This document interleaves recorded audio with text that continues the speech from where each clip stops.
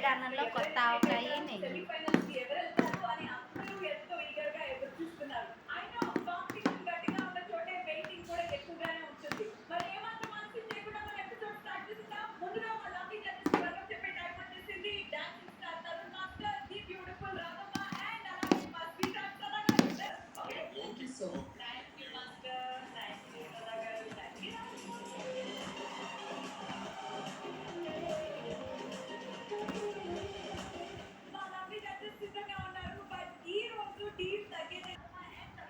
ఇదిగోండి ఫ్రెండ్స్, కొత్త ఆవకాయ రైస్ కలుపుకున్నా, తింటున్నాను ఇప్పుడే.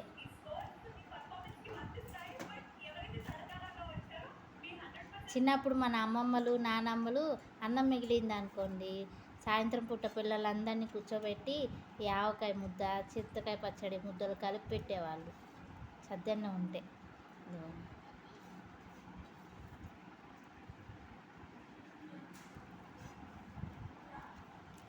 చాలా బాగుంది ఆవకాయ రైస్.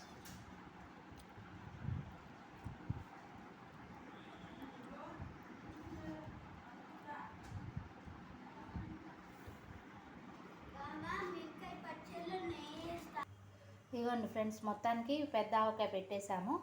ఈ ఆవకాయ మనం జాడీలకు వేసిన తర్వాత అడుగున మనకి ఉంటుంది కదా ఫ్రెండ్స్, అందులో వేడివేడి అన్నం వేసేసి నెయ్యి వేసుకొని ఇట్లా కలుపుకొని తింటే చాలా టేస్టీగా ఉంటుంది. ఆవకాయ రుచే చాలా బాగుంటుంది ఫ్రెండ్స్.